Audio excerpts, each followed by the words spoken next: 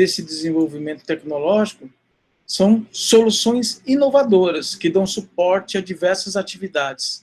Processos inteligentes aprendem com os resultados obtidos e propõem novas decisões e regras para os seus usuários. Bem-vindo a esta nova era, onde a grande dúvida está em saber se a transformação digital está transformando os processos de negócio ou se os processos de negócio é que estão orientando a transformação digital nas organizações. Baseado nesse texto, eu chamo aqui, né, obviamente, o Lucas. Lucas, tudo bom, Lucas? Olá, Paulo. Olá, Michele. Tudo bom? Bem, joia. Boa noite a todos. É um prazer estar aqui mais uma vez. Beleza. Alessandro, tudo bom com você? Graças a Deus. Tudo bem? Tudo jóia. Eu queria fazer uma homenagem, antes de nós começarmos, a todos os profissionais de saúde, porque eu encontro com dois aqui, queira sim, queira não, né? São dois profissionais que têm uma larga experiência na área de saúde, então eu queria dar minha homenagem a vocês dois, e vocês como representante de todos os profissionais da área de saúde que estão nos ajudando a passar por essa temerária crise de saúde. Tá ok? Muitíssimo obrigado. Tá, joia. Lucas, você pode ser o primeiro, Lucas, você? Vamos lá. Vamos lá, vamos começar. Lucas, baseado nesse texto inicial, né, onde transformação digital e gestão de processos às vezes não se cruzam, às vezes andam no perpendicular, eu pergunto para você, quais são os desafios das empresas na transformação digital ontem, hoje e sempre? Bacana, ótima pergunta, Paulo. Acho que começou muito bem e eu vou aqui tentar sintetizar um pouco a minha linha de raciocínio a respeito dessa pergunta e também espero que as outras pessoas também contribuam. Antes eu quero mandar um abraço para todo mundo que está aqui nesse webinar, nessa live.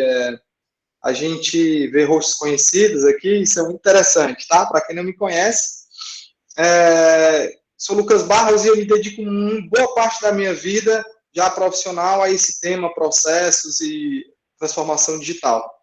Bem, o que a gente percebe durante esses projetos, até mesmo dentro da nossa empresa, hoje, tecnologia, a Profecto, e até mesmo na academia? Eu costumo dizer que hoje as empresas elas estão num momento de supletivo digital. O que é isso, né? Vieram uma enxurrada de livros, vários temas acontecendo, várias startups brotando e surgindo, num movimento muito acelerado, muito forte, digamos, do poderio tecnológico, do acesso à tecnologia que nós temos hoje, e meio que a coisa ficou, como eu posso dizer, meio que Disneylândia. O que eu posso dizer com isso?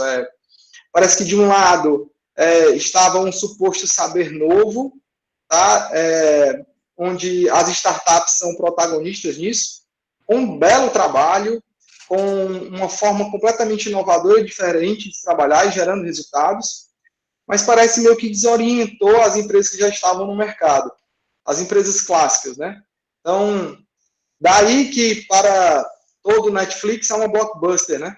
Então, algumas empresas não conseguiram suportar e tombaram, e outras ainda estão patinando nesse tema de transformação digital. É natural que toda empresa tenha como imperativo a busca por melhores resultados, tornar mais eficiente, ganhar mais mercado, e isso é natural em qualquer empresa, né? Quando se fala especificamente do desafio de transformação digital, eu entendo que a gente, dado todo esse movimento, essa overdose de conhecimento, é importante a gente não confunda agilidade e pressa, né? Nós estamos sempre muito ocupados e nós sabemos nos ocupar muito bem. Agora, ocupar com aquilo que de fato agrega valor, com aquilo que é importante, é outra história. Então, o que eu costumo dizer, né? Há poucos anos atrás, você não tinha tecnologia disponível, tão acessível, tão barata, tão robusta para fazer o que nós podemos fazer hoje, tá? Você tinha pessoas, talvez, muito dedicadas ainda a analisar problemas e encontrar problemas, mas eram limitadas nas suas soluções porque a tecnologia não era tão acessível. Hoje, a sensação que me passa, vendo algumas empresas aqui no Ceará, fora do nosso estado, até mesmo fora do país, em alguns projetos que eu tive a oportunidade de participar, é que hoje eu tenho uma tecnologia, mas eu não sei fazer leituras de problemas. Então, eu me armo com a tecnologia e, a partir dali, eu procuro problemas para resolver. Onde, na verdade, o caminho é completamente inverso. E não é novidade para ninguém. Então, acho que o primeiro grande desafio é encontre primeiro o problema, para depois a gente buscar e falar sobre transformação digital e buscar saber como é que a tecnologia pode nos ajudar. Eu acho que esse é o grande, digamos, desafio nosso no que diz respeito a utilizar bem as ferramentas de tecnologia. O problema sempre vai vir antes. Então, se eu tenho um déficit ainda de enxergar problemas, esse déficit ele não vai ser suprido com o poder tecnológico. Então, se eu já tenho esse déficit há 10 anos, 20 anos, historicamente, já há muitos anos, não é porque eu agora tenho novas tecnologias que esse déficit agora ele vai ser sanado. Muito pelo contrário. Ele pode só ofuscar a gente. Então, você está dando uma Ferrari para uma pessoa que não sabe dirigir. Ok, Lucas. Você tocou num ponto muito importante aí, que é realmente localizar as fontes dos problemas, né? Dentro de uma governança de processos, a gente tem uma área de conhecimento que é a análise, que a gente trabalha muito bem isso, né? As análises, às vezes, ela foi jogada para fora por conta da automação veloz dos processos, né? Alessandro, te chamo de Alessandro ou de Michele? Você só não pode me chamar de Michele. Não, tá vendo? O italiano não está tão ruim assim, ó, né? Michele! Tudo bom, Michele? Dizem os italianos, né? Os com pedigree. Seria Michele se fossem 2 Cs, né? Mas eu tenho 2 Ls, então eu sou um italiano meio falsificado. Mas fica à vontade. Você está numa situação boa. Tinha um amigo meu, italiano, que ele chamava Daniele. Você sabe que Daniele em italiano é Daniel, né? Uhum. Imagina a dificuldade que nós tínhamos quando estava no sétimo ano, mas eu teve até que trocar o nome dele por conta disso, né? As línguas têm esse tipo de coisa. Michele, o Lucas fez um posicionamento bem forte em cima dessa questão do direcionamento também do problema, né? A falta de localização do problema. O que você posicionaria, Michele? Compra cancelada. Eu achei um rapaz aqui mandou um número. Só um instante, tem uma pessoa com o microfone ligado, eu acho que é a Lívia. Oi, Lívia. Oi, Lívia. Quem tiver na gestão, se puder desabilitar, eu agradeço. Cachorro vermelho. Desabilitar, né? Pronto. Ok? Conseguimos? Voltamos? Voltamos, vamos lá. Tiago, contigo. Vamos lá. Primeiramente, eu queria agradecer Suelen, Unifor, de uma forma geral, o convite de estar aqui, mais uma vez agregando valor, revendo tanta gente bacana. Eu estou aqui vendo quem está participando, tenho amigos aqui, ex-alunos de Cuiabá, que eu tenho um carinho gigantesco, tem gente aqui de Brasília, tem gente aqui de São Paulo, então eu estou muito feliz com a participação de vocês e de revê-los, né? Isso, para mim, não tem preço, né? Nesse momento aí de isolamento social, ter contato, por mais que seja online, né, isso, né, nos traz aí boas lembranças, traz aí um sentimento muito bom, tá? Eu queria agradecer a participação de vocês antes de qualquer coisa, e mais uma vez, Unifor, Suelen, Paulo e Lucas, tá? De novo, para mim é uma honra estar aqui compartilhando conhecimento. Bom, pegando aí esse grande desafio, né, na transformação digital, ontem, hoje, sempre, eu acho que o que, na verdade, as empresas elas sofrem, né, de uma forma até crônica, é a ansiedade, né? E trabalhar com modismo é a pior coisa que pode existir sob qualquer ótica. Então, imaginem vocês, todo mundo aqui sabe que já teve a moda da ISO 9001, todo mundo aqui sabe que já teve a moda né, do Balance Scorecard, todo mundo sabe que teve as modas mais recentes do chatbot, né? Então, parecia que era uma commodity obrigatória, né, todas as empresas terem que disponibilizar chatbot, né? Mas por que disponibilizar chatbot? Por que você buscar uma certificação ISO 9001? Que problemas você quer resolver? O que você quer mudar na tua organização? Que valor você quer agregar para os teus clientes e partes interessadas? Os chamados, famigerados stakeholders. Então, quando a empresa ela não consegue entender que a tecnologia, seja para fins de transformação digital, ou seja para fins puramente de suporte, ela não pode botar a carroça na frente dos bois. Ela tem que primeiro pensar no porquê ela vai fazer uso daquela tecnologia. E se, de fato, isso vai agregar algum tipo de valor, novamente, para ela própria ou para as partes interessadas. Então, para mim, assim, um dos grandes desafios é saber, primeiro, entender o que realmente importa para a organização. E, obviamente, quando você coloca aí o cliente na linha de frente, é para ele que a gente precisa se mobilizar sempre, né? Agora, eu falo cliente, pessoal, né? Existe o modismo, de novo, tá? Eu vou explorar um pouco essas questões que, infelizmente, o mercado acaba adotando. São frases, são conceitos. Agora está na moda o novo normal, né? Todo mundo agora chama do novo normal. Mas o que é o novo normal? Então, assim, eu estou fazendo essa provocação só para dizer que, de fato, as organizações elas têm que pensar de uma forma estratégica. Tá certo? Não estou dizendo que ela tem que ter plano estratégico, mapa estratégico, nada disso. Estou dizendo, elas têm que pensar de forma estratégica. Então, por exemplo, o orçamento que ela define vai continuar sendo com foco em gastos imediatos, né? Ou ela vai olhar para frente, para o futuro, para a P&D, por exemplo, a transformação, para a disrupção de uma forma geral, né? Ela vai continuar, então, investindo de uma forma não defensiva, né? Feita para não ampliação do negócio, de novo, feito para reduzir custo, para questões mais operacionais, ou ela vai olhar para frente? Então, esse é um olhar de transformação. Não é a tecnologia pela tecnologia, mas é o olhar transformador, né?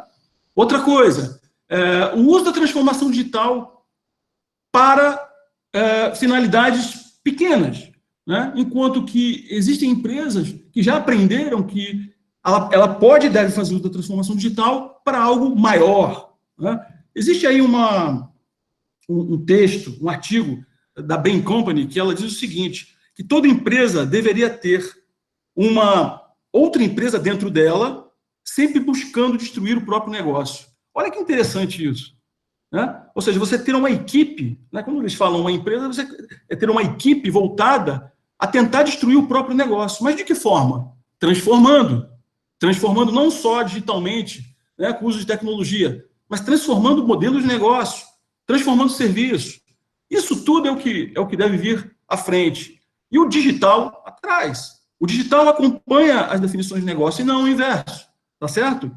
Então, pessoal, e sempre a manutenção no pensamento coletivo e nas pessoas, né? E nunca só olhando para dentro de casa, um umbigo, naquilo que o departamento entende que é o importante, em detrimento, de novo, de questões mais importantes, mais estratégicas. Então, para mim, os grandes desafios da transformação digital passam por esses aspectos que eu acabei de citar. E não podem ficar aí restritos a pensamentos egoístas, né? Pequenos. Acho que pequenos ele cabe até melhor. Maravilha. Pô, realmente, esse é um posicionamento muito forte, né? Também, por conta da questão de o modismo ser mais fácil de ser implementado, né?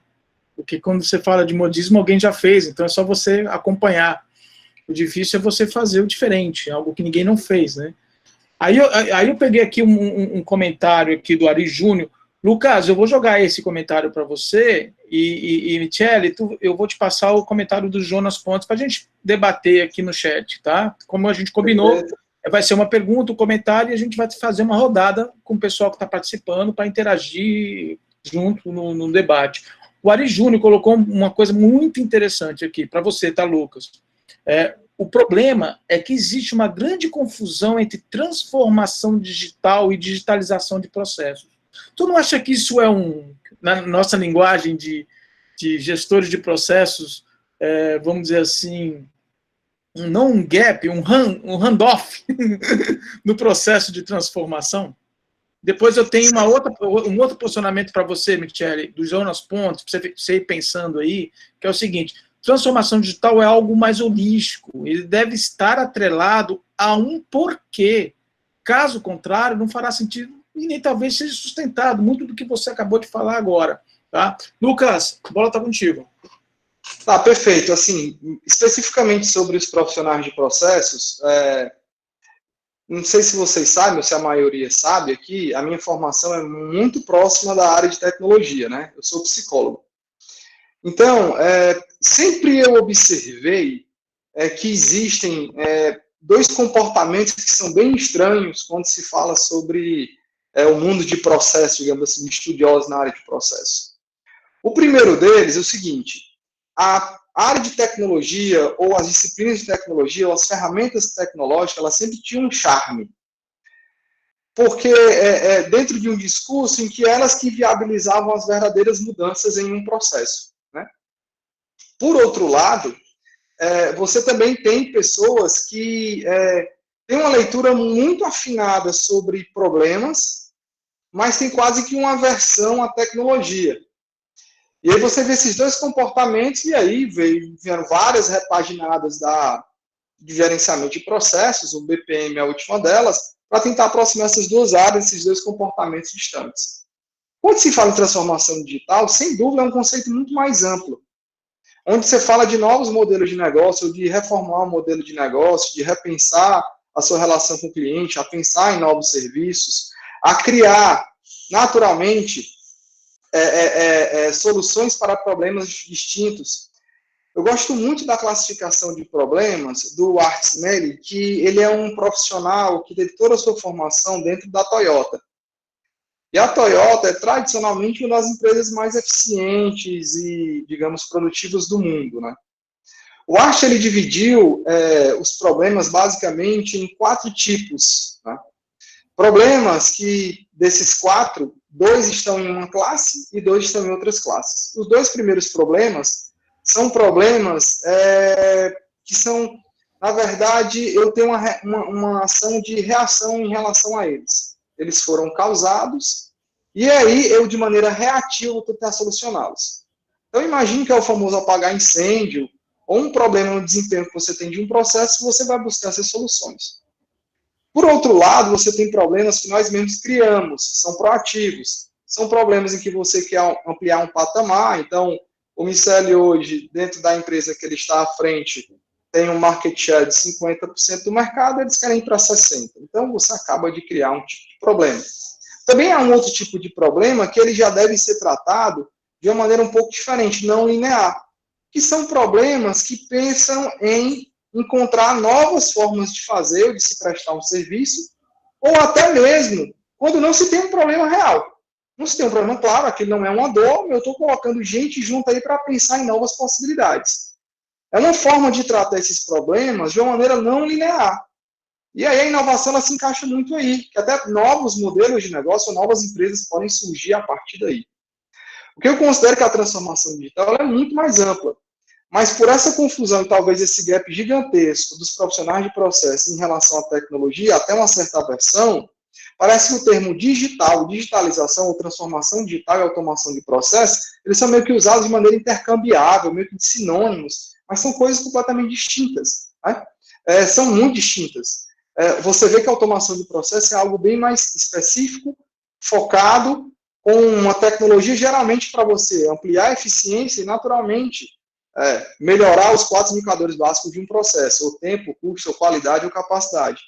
Já a transformação digital, eu posso pensar em, até o Rogers também, no seu livro Transformação Digital, ele comenta muito sobre isso. Você pode pensar nas 5 forças, com os clientes, você não construir produtos, mas pensar em plataformas, você pensar agora a competição de uma maneira diferente, que teu concorrente pode ser teu parceiro, e o teu parceiro pode se tornar teu concorrente, de fato é uma visão bem mais abrangente, bem mais ampla, do que simplesmente focar em automatizar um processo A, B ou C. Tá? O que se tem de incomum nas duas situações é entender bem um problema. E eu sempre retomo a essa questão, porque é impressionante a capacidade que nós temos de não saber qual problema nós queremos resolver, e nos perdermos aí no meio do caminho. no meio dessa jornada. Então, assim, vejo com muita distinção que há essa separação, e eu acho que é importante a gente alocar as coisas no canto certo, tá? Transformação digital é uma coisa, automação, digitalização de processos é outra.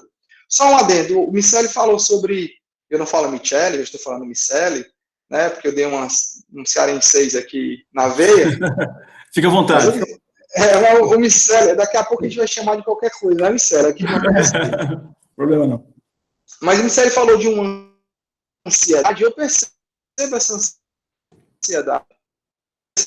Geralmente as pessoas estão afogadas, com um monte de problemas, estão sem tempo, querem dar resultado o mais rápido possível, muitas vezes metem os pés pelas mãos e tentam apagar um fogo com gasolina. E o incêndio, como eu sempre costumo dizer, se já incendiou, você apaga o incêndio, você não consegue apagar as cinzas, né? Então, quando você trata de problemas dessa maneira e você não sabe muito bem as causas, não entende muito bem o que é, acaba tendo essa confusão. Então, assim, são diferentes, mas há uma questão em comum. A gente não consegue saber direito a leitura do que se quer, do porquê eu vou agir. Então, eu trato isso meio como, assim, na maioria dos casos, de uma maneira rasa. Desculpa se eu não estou aprofundando tantos termos, não estou sendo tão genérico, ou estou sendo um pouco genérico, mas aqui eu ia me aprofundar bastante, me delongar bastante, mas em termos sucintos é isso que eu percebo. Esse distanciamento entre conceitos, mas que tem esse ponto em comum, que é a falta de observar o problema. Automação de processo, você tem problemas espinhos no processo, gargalos, atividades não agregam valor, e você está focado em aumentar a eficiência, a eficácia dele, mas transformação digital você tem que pensar num conceito mais amplo, estratégico, como eu bem falei, se você vai usar 5 forças do Porter, ou se você vai utilizar a escola canadense da estratégia da teoria baseada em recursos, em que a vantagem competitiva está interna dentro da empresa e não fora, isso pouco importa, mas o que se sabe é que transformação digital ela é um conceito mais amplo e holístico. Você falou holístico, Michele, eu vou transformar aqui a afirmação do Jonas Pontes, em uma indagação, tá? Se transformação digital é algo mais holístico e deve estar atrelado a um porquê, caso contrário não fará sentido e talvez não seja sustentado, eu acho que a grande pergunta que o Jonas quer fazer é que quem na organização responde esse porquê, na tua opinião? Toda organização responde pelo porquê. Ela de uma forma geral, ela é envolvida, ela passa a ser envolvida e ela tem que ser corresponsável por tudo que acontece. Quem trabalhou comigo ou trabalha sabe muito bem o que eu sempre prego, né? A gente precisa ser ativista. A gente não pode ficar convivendo com conformismo. A gente tem que conviver com um certo grau de inconformismo. Você não pode ficar à mercê do status quo, você não pode ficar sucumbindo a decisões errôneas que uma determinada área, ou até mesmo demandante de um projeto de transformação digital, tenha. Né? Passo por esse tipo de situação, né? Onde se quer muito a tecnologia em detrimento de fato entender que o problema precisa ser resolvido. Isso, para mim, já é uma largada totalmente errônea. Tá? Concordo com o Lucas quando ele fala de ansiedade. Eu costumo até brincar, dizendo que eu vou propor para o PMI, tá? A criação de uma 11ª área do conhecimento, que é a gestão da ansiedade. Criou a gestão de stakeholders, né? Agora está precisando criar a gestão da ansiedade, porque do jeito que a coisa vai, e em tempos aí de pandemia, eu acho que a pandemia acelerou muito essa abordagem mais ansiosa, mais acelerada. Isso tem causado, de certa forma, prejuízos para a organização e para os clientes, né? Quando o meio passa a ser o objetivo final e não o fim, né? Então, os papéis se invertem. Eu quero voltar um pouquinho atrás e falar, pegar aí a frase do Ari. Primeiro, eu quero dizer que eu sou fã desse cara, o Ari Júnior, né? Foi meu aluno em São Paulo. Fico feliz, Ari, quando você faz perguntas assim, inteligentes, significa que eu cumpri o meu papel como educador. Então, cara, agradeço a tua participação e parabenizo a pergunta, tá? E quem me conhece sabe o quanto que eu sou verdadeiro com o que eu penso. A gente já começa com uma questão muito delicada, né? De novo vem a história do modismo. Parece que hoje em dia a gente só tem que transformar processo. Nossa, você não sabe o quanto eu fico irritado, inconformado, né, pegando a minha própria fala, com relação a isso. Significa que processo não pode ser redesenhado? Significa que processo não possa ser melhorado? Significa que processo não possa ser inovado? Agora, a moda é transformação, então o processo só se pode transformar. Aí surge agora a digitalização. Ou seja, como se as empresas e os profissionais não estivessem satisfeitos aí com a transformação, agora vem a digitalização. Mas é claro, tem um conceito por trás. E eu gosto do conceito da própria IBM. A IBM, ela classifica da seguinte forma: você tem a fase de mapeamento, você tem a fase do mapeamento, do redesenho, você tem a fase da automação, você tem a fase da robotização e a digitalização, que é o estado da arte. É quando você realmente consegue fazer com que aquele processo seja trabalhado de forma digital, mas com total conexão, né, com o negócio. Então, eu gosto dessa abordagem, gosto dessa classificação, mas, de novo, como diz Michael Porter, né, um processo ruim é melhor do que nenhum processo. E um bom processo sempre pode ser melhorado.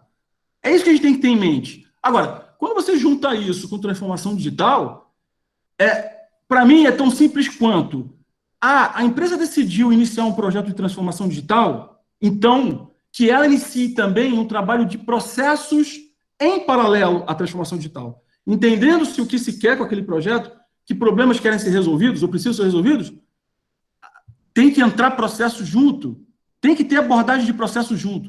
Porque o que eu já vi, tá certo, de projetos que começam desta forma, né, atabalhoada, na empreitada, né, e que lá no meio do caminho a gente descobre que realmente, opa, faltou olhar processo, faltou a gente entender como é que processos podem integrar aquilo que a gente está imaginando em termos de tecnologia. Ou seja, a empresa perdeu tempo, né, dedicou o esforço das pessoas desnecessariamente e vai ter que ter retrabalho. Aí eu gosto muito de uma frase que o próprio Ricardo Vargas utiliza, que é o seguinte, né, o executivo brasileiro nunca tem tempo para planejar, mas sempre tem dinheiro para refazer. Então, eu acho que a gente acaba vivendo esse momento, né, do refazer. Vamos lá, vamos botar para frente. Se der errado, a gente faz de novo, a gente gasta mais dinheiro, perde mais tempo. Não tem problema não, vamos seguir em frente. E falando nesse sentido, né, do custo, vamos pensar assim, né, Michele?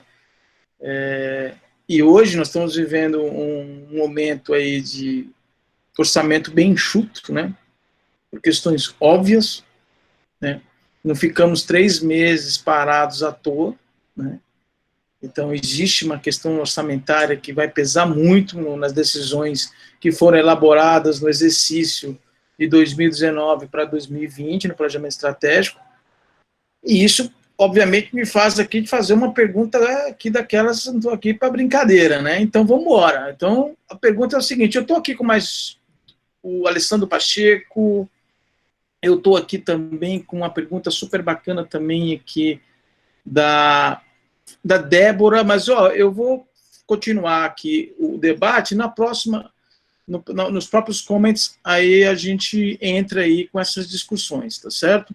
Então, Michele, o que eu vou te perguntar é o seguinte, qual é a importância da transformação de processo? Olha, eu fui para o Lucas na transformação digital, agora eu estou virando a mesa e estou trazendo você para a transformação de processo. Eu me pergunto, qual é a importância da transformação de processos no contexto da transformação digital e quais são os potenciais riscos ou ameaças ao alcance de resultados caso não caminhe de forma alinhada? Qual a sua opinião? Infelizmente, eu acabei de responder essa pergunta, né, no que eu acabei de falar, né? Vamos lá. A gente tem aí alguns riscos, tá? O primeiro deles não atendimento às expectativas internas de clientes e demais partes interessadas. Esse é um risco iminente. Se a empresa se ela quer apostar, né, se ela quer arriscar em relação a isso, ou seja, o risco pelo ponto de vista negativo, né, porque o risco pode ser positivo e negativo, né? Sendo o risco uma ameaça, uma delas é não atendimento às expectativas internas. Isso, para mim, é um problema muito sério, internas de clientes e demais partes interessadas. e só isso justifica de você ter que trabalhar de uma forma alinhada, tá? Um segundo risco que eu vejo é atraso e retrabalho do projeto, que eu acabei de falar. Ou seja, quando você realmente resolve apostar, quando você bota, por exemplo, muita energia, você bota muita dedicação e muito foco em uma tecnologia, mas esquece, né, do que está por trás dela, você pode, e possivelmente você vai incorrer nesse risco de atrasar esse projeto e você ter que refazer tudo, tá? Um outro risco é você não alcançar o objetivo traçado para o projeto. Tá? Aqui eu trabalho no Apvida, vocês estão vendo aí no meu perfil. Aqui no Apvida, os projetos nossos têm por prerrogativa ter o objetivo SMART definido. Tá? A gente aqui não abre mão de ter essa leitura do objetivo SMART. Para nós é fundamental que a gente consiga mensurar resultados, né? Tentar ter uma visão temporal, ou seja, o objetivo não é um objetivo chutado, é um objetivo claramente definido. Tá? Outro risco que eu enxergo aqui com muita clareza, né? Na obtenção de vantagem competitiva. Parece discurso do Michael Porter, mas por que não trazer o discurso do Michael Porter para os tempos atuais? Ou será que tudo que ficou lá atrás não se aproveita hoje? Muito pelo contrário, sou muito fã do Michael Porter, de tudo que ele fez, de tudo que ele contribuiu para a melhoria na gestão das empresas. Então, e uma dessas frases, e desses comentários, e dos grandes livros, né, ele lançou inclusive livros aí sobre vantagem competitiva, depois teve uma autora que veio a derrubar esse conceito, que é a Rita McGraw, quando ela decreta o fim da vantagem competitiva, ela lança um livro dizendo a vantagem competitiva ela só pode ser obtida em modelos de negócio robustos, tá certo? Em modelos de negócio que consigam, de fato, se ter uma estratégia definida. Trazendo, né, o velho exemplo da Kodak, coitada da Kodak, todo mundo fala mal dela, mas, como exemplo, ela serve. A Kodak que parou no tempo, a Kodak não soube se reinventar. Ou seja, adiantaria eu buscar obter vantagem competitiva sobre o modelo ultrapassado da Kodak? Não adiantaria. Então, ela precisaria se reinventar. Então, é isso que essa autora, a Rita McGraw, ela, com esse livro, né, O Fim da Vantagem Competitiva, ela diz, vale a pena buscar, mas faça isso enquanto há tempo, não faça isso, né, já quando a empresa estiver na UTI, não vai adiantar nada, tá certo? Então, a não obtenção de vantagem competitiva é também aí um risco potencial para esse alinhamento entre transformação digital e a transformação de processo. Né? Essas duas abordagens, elas precisam andar juntas. Não tem como não andar juntas. Porque lá na frente, cobrir vários gaps e vários furos. E, por último, o impacto operacional e de imagem. Né? A pior coisa que tem é quando você faz aí um anúncio para o mercado, né, na adoção de uma tecnologia qualquer que seja, e aí você não cumpre aquilo que você anunciou para o mercado. Né? Então, você pode vir a ter um impacto operacional significativo e você também pode ter um impacto de imagem. E aí, né, o valor da empresa, né, as ações dela caem e assim sucessivamente. Então, riscos é o que não faltam para esse desalinhamento entre transformação digital e transformação de processos. Lucas, desalinhamento gera muito risco com um projeto de transformação digital. Na tua opinião, qual o risco, na tua experiência, que você, nos seus clientes, você ficou mais habituado? Bota o teu comentário em cima disso, por gentileza, que o Michele acabou de falar. Tá. Tô vendo que o Michele está direto aqui com alquinho, né? Álcool em gel. Assim, é constante aí, né? Virou mania agora, né? Até porque eu estou na empresa, tá? Não estou em casa. Eu não, eu já estou no melhor lugar do mundo, né? Eu estou na minha casa. Então, olha só, top of mind, assim, eu acho que o primeiro pensamento, o primeiro grande risco, e eu acho que eu vou me reduzir me objetivar a ele. A gestão de processos, ela tem uma importância gigantesca na transformação digital, na verdade, como uma principal função, é viabilizar o aprendizado rápido. O que acontece em muitos dos casos, né? Eu vou citar aqui 2 ou 3 exemplos. Lembra quando a gente estava no Vale do Silício? e aí foi uma missão que a gente fez junto com a própria Unifor, o diretor de inovação da Nissan, né, o Gregory foi mostrar para a gente o que é que ele entendia como inovação. Ele estava falando sobre inovação como aprender rápido. Ele deu o seguinte exemplo, que é mais ou menos assim. Imagina você, Michele, que você, no domingo pela manhã, pensa em cercar o seu jardim. Tá? Então, você passa o domingo, a manhã inteira do domingo, colocando as estacas na vertical. Depois de incluir todas as estacas na vertical e passar a manhã inteira fazendo isso, você, como um bom brasileiro, americanizado ou italianizado, seja lá o que for, você foi colocar as suas estacas agora na horizontal, para fazer agrupamentos de 3. Estilos filme hollywoodianos, né? Então, são aquelas cerquinhas com agrupamentos de 3. Na primeira estaca que você foi colocar, foi incluir lá na horizontal, você percebeu que as estacas que você tinha colocado na vertical, elas estavam muito distantes. Então, você começou a trabalhar pela manhã e somente lá para meio-dia você percebeu que você estava errado. Você teve que refazer todo o trabalho, retirar todas as estacas, mensurar novamente o espaçamento entre elas para montar a sua cerca de uma maneira correta. É assim que acontece hoje em dia nas organizações. Naturalmente, seria muito mais interessante você talvez incluir só 3 estacas, fazer um primeiro teste, um piloto, lançar isso como uma possível solução para a sua cerca, e aí você teria gasto muito menos tempo e você saberia que você estava errado muito antes. Hoje, funciona mais ou menos assim. A área de negócio, em alguns momentos, enxerga a área de TI como detentora do conhecimento. E a área da tecnologia está afogada com demanda, porque a área de negócio pede a área de TI como quem pede a Deus, né? Ô, rapaz, só mais um botão, ou constrói mais um módulo, ou só mais um sisteminha, e por aí vai. Então, geralmente, quando se pede essa área, se pede da seguinte maneira, desenvolve para mim um módulo de cobrança.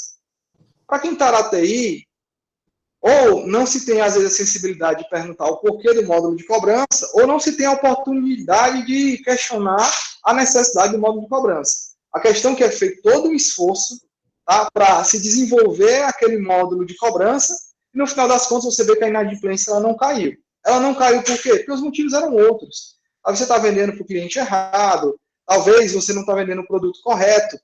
E aí, saber de fato qual é o problema, é que uma abordagem por processo ela pode te ajudar. Porque ela vai te ajudar a entender os passos, a deixar, talvez, uma série de informações num design, numa tela, num canvas, de uma maneira que você consiga, só em ser design, só em ser visual, ter essa visão holística e melhorar o teu entendimento. Então, quando você não usa, por exemplo, uma abordagem por processo, você pode ter uma série de retrabalhos. E aí isso pode retardar o teu aprendizado. E a gente sabe que hoje, aprendizado é fundamental. A grande questão, na maioria dos casos, é que nós esquecemos que as organizações são um ambiente de aprendizado.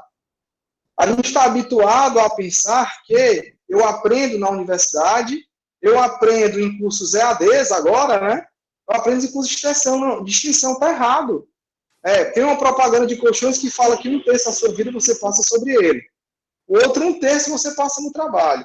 O que te resta de mais 1/3, talvez é um momento com a família ou se deslocando para ir e voltar do trabalho. Então, quer dizer que 1/3 da tua vida que tu passa no trabalho, tu não está aprendendo?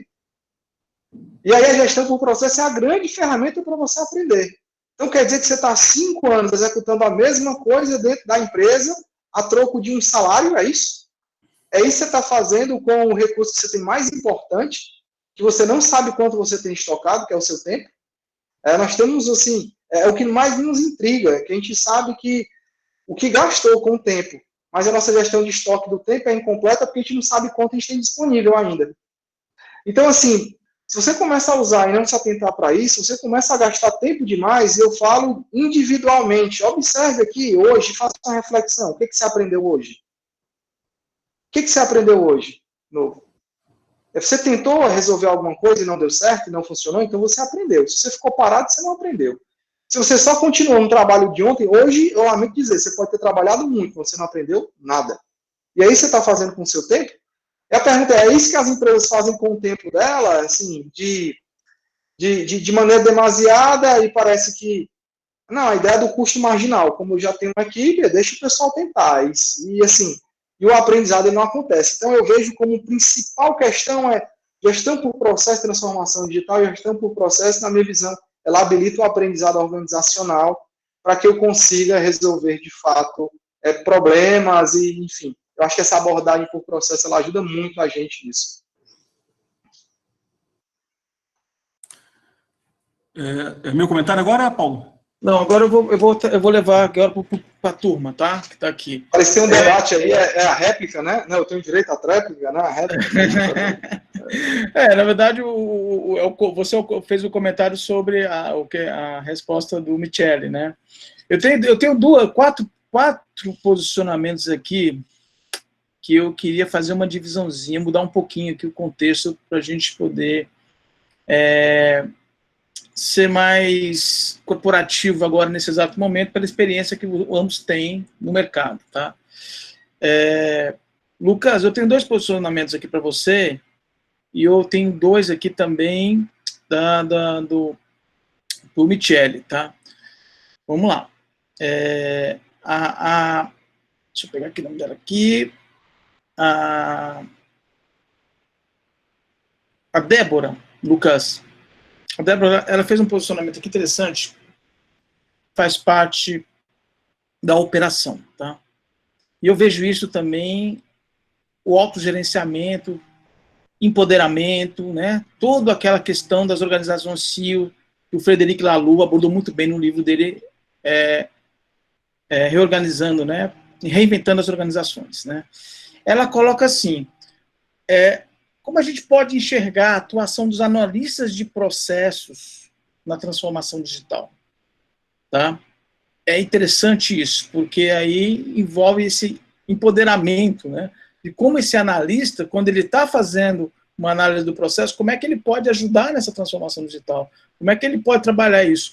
Do outro lado aqui, o Maurício Silva, ele já coloca a coisa já na questão mais tecnológica. Ele está falando assim, como orquestrar as diversas abordagens tecnológicas, como inteligência artificial, robotic process automation, business world management, blockchain, né, todos eles relacionados ao contexto de BPM ou do BPM como potencializador dessas abordagens, ou seja, é o ovo ou a galinha que chega primeiro, né? Então, eu estou guardando essas 2, Lucas, segura essas 2 aqui, que eu vou passar para o Michele, para a gente fazer o ping-pong, e para você, Michele, eu vou te dar um negócio aqui polêmico. O Ale Pacheco, ele já bota quente aqui, viu?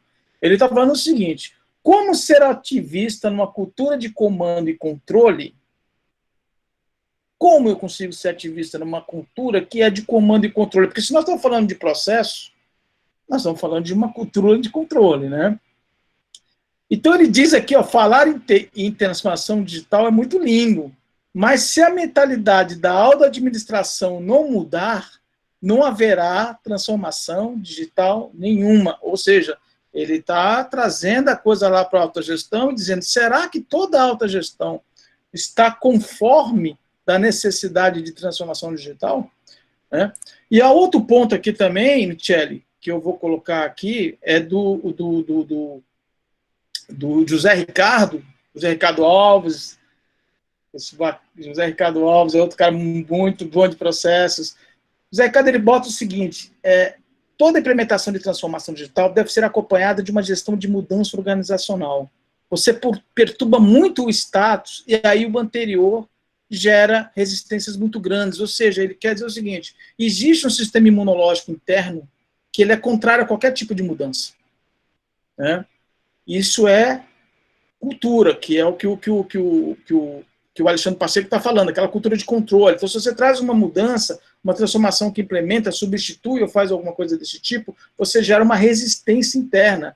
Como, na opinião dele, executivos trabalham essa gestão de mudanças para poder preparar a organização para a transformação digital antes mesmo do início da implementação? Ambos os dois questionamentos estão envolvidos com a estratégia da organização. A bola está contigo, Michele. Bom, vamos lá. Deixa eu tentar juntar as perguntas, tá? Bom, mas é um prato um prato lindo para eu devorar agora, porque passa muito pelo que eu entendo e vivo e sempre vivi em relação a processos, tá? A primeira pergunta fala sobre os profissionais de processos, depois você tem aí as demais questões que você acabou de colocar, que envolvem até cultura e gestão da mudança e por aí vai. A gente tem que começar a dar um passo lá atrás e primeiro entender o seguinte, o que é BPM? Porque o que acontece é o seguinte, né? As pessoas fazem uso dessa palavra de uma forma totalmente errônea. O termo é Business Process Management. Quem me conhece sabe. Qual é a letrinha mais negligenciada desse termo? O M. Ninguém faz management. Ninguém faz process management. As pessoas só querem o bonito. Só quer transformar, né? Digitalizar, inovar. É como se fosse o seguinte, ó. Assume esse filho, né? Dá um banho nele, bota uma roupa bonita, depois você larga ele, bota ele na rua de volta. Isso não é BPM. Isso não é. Isso, no máximo, pode ser uma fase, né, uma etapa dentro de um ciclo, de uma abordagem metodológica, do ciclo de vida de processo. Mas depois tem o controle. Depois você tem que gerenciar. Você tem que educar esse filho. E isso a gente não vê nas organizações. As organizações não gerenciam o processo. Eu estou generalizando, tá, pessoal? Não estou dizendo que 100% delas é assim, mas eu digo, das que eu conheço, a grande maioria não gerencia processos.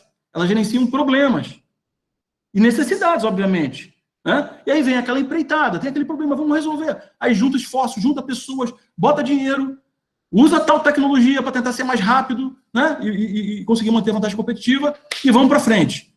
Isso é uma abordagem. Mas o quanto que essa abordagem é eficaz? Né? O quanto que, se você estivesse gerenciando de fato os seus processos, medindo eficiência, eficácia, né? Medindo a conformidade, evitando fraude. A gente já está agora aí com o LGPD batendo na porta, certo? O governo agora postergou, mas enfim, o LGPD vai entrar. A gente tem aí problemas sérios de vazamento de informações. E, de novo, o quanto os processos estão sendo gerenciados. Né? Então, essa é uma primeira leitura, uma primeira abordagem que a gente não pode jamais esquecer. Né? Porque, de novo, botar uma roupa bonita, dar banho, depois soltar o filho na rua, né? O filho, quer dizer, o pseudo-filho não vai adiantar de nada.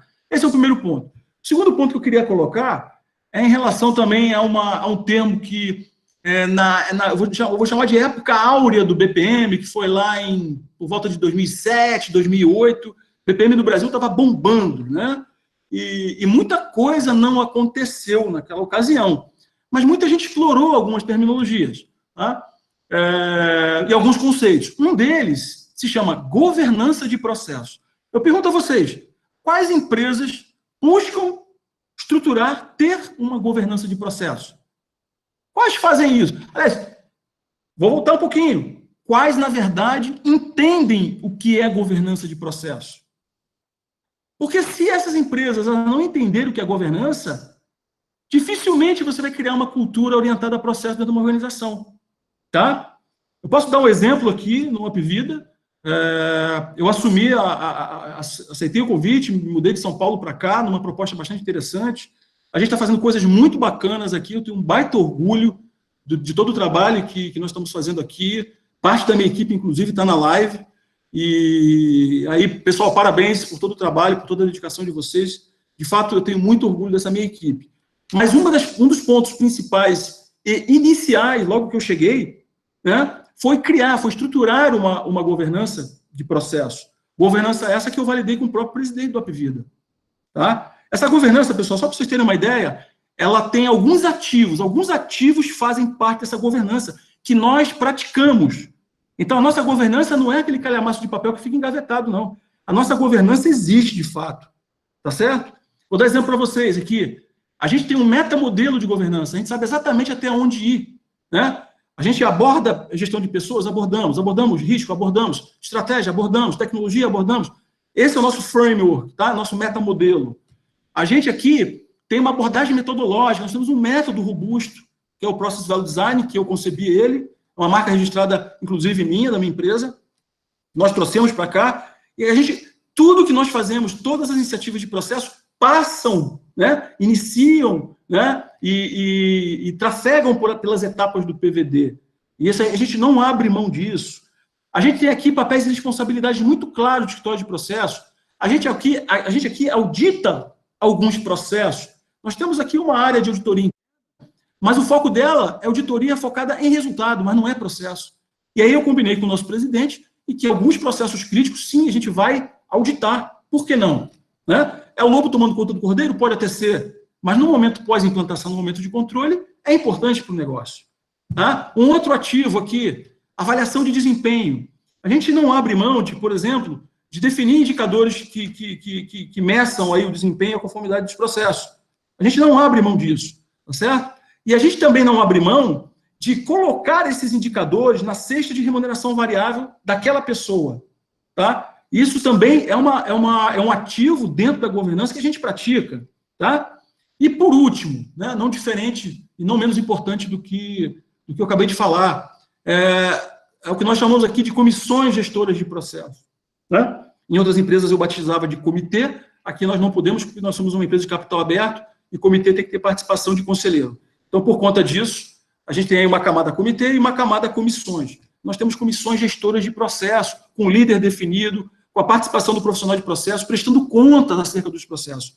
Então, eu estou falando tudo isso por quê? Tá? Porque se o profissional de processos que quer desbravar dentro de uma organização verticalizada, de uma organização muito voltada ao planejamento e controle, esse profissional também precisa se armar no bom sentido da palavra, né? E de colocar transformar essas armas, né, ativistas em soluções para a empresa, né? Da mesma forma como eu fiz, não foi nada pessoal, nada do outro mundo, simplesmente eu disse, precisamos seguir por aqui. Se a empresa precisa, se ela quer, se ela busca ter uma gestão orientada a processo, ela precisa fazer isso,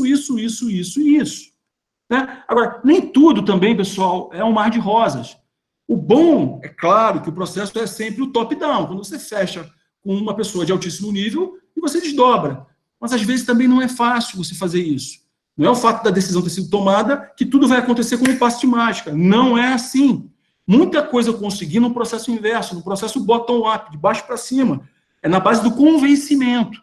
Então, finalizando aqui, para dar espaço ao Lucas comentar, cada organização é uma organização, cada cultura é uma cultura, cada cultura tem que ser respeitada, né? E mais ainda, cada cultura precisa ser entendida da melhor forma possível para que a gente possa, sim, né, colocar aí as ferramentas na mesa para que a gente tenha aí uma gestão orientada a processo da forma como deve ser feita, tá? Então, essa é a minha... Espero ter respondido, tá, pessoal? Beleza, galera, comenta aí no chat. Lucas, e aí, Lucas? O analista entra nessa discussão do Michele? Sem dúvida. Enquanto você estava falando aí, eu estava me lembrando de algumas experiências mesmo quando eu comecei a minha história dentro da área de processos, né, alguns anos atrás.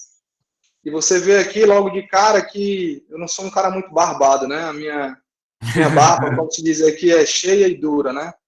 É cheia de falha e dura para crescer. Rapaz, em compensação, você tem uma cabeleira daquelas que realmente dá inveja, viu? Rapaz, a Covid é complicada, já afeta vários aspectos da nossa vida, viu? Um abraço pro Manuel aí, rapaz, que não... Tô sentindo falta do Manuel, meu cabeleireiro aqui, meu barbeiro. Mas vamos nós. Seguinte, lembro que nessa época em que eu era mais jovem, digamos assim, logo quando eu trabalhei também numa operadora de plano de saúde, né, na Unimed Fortaleza, e logo quando eu saí da Unimed, eu fui atuar em projetos de consultoria, né, me tornei consultor e fui atuar no mercado. Lembro muito bem que quando eu bati a porta dos empresários, eles olhavam para mim, não precisavam dizer, mas na cabeça dele eu conseguia, na leitura facial, quem é esse menino, o que é que ele está fazendo aqui, quem ele pensa que é, para dizer como é que minha empresa deve funcionar, né? Então eu encontrei logo de cara uma resistência grande. E eu percebi que a melhor estratégia para o profissional, nesse sentido, eu estou falando agora de carreira, eu vou resumir aqui em 3 aspectos. Primeiro é o seguinte, Hoje, em várias carreiras, existem pessoas que conseguem ser referência para outras. Nesse momento, você tem uma pirâmide, pessoas que são referências e uma massa de pessoas que se espelham naquela referência profissional. Eu estou falando do cara de processo, pode ser o cara de TI, o cara de compliance. O que acontece muitas das vezes? A tua referência, ela se cristaliza de uma maneira tal que você age só por mimetismo. Então, eu vi vários analistas de processo durante esse período. Na verdade, é só imitando técnicas e comportamentos, sem saber o porquê. Então, assim, a busca do conhecimento, o de fato estudar, nesse momento, ele é um diferencial. Então, não dá para você fazer uma consulta médica, cara, sem ter estudado, você médico por alguns anos. A área de processo também é a mesma coisa, tá?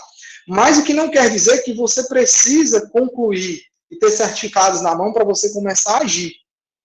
E aí, eu lembro muito bem que essa ação, hoje, muitas vezes ela é bloqueada porque, como qualquer profissional, um analista de processos, ele tem medo. Ele tem medo de errar.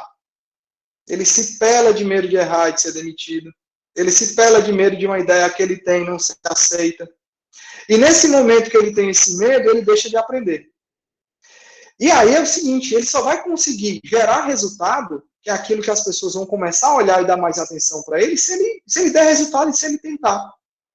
Então, assim, gente, a gente hoje mede o resultado.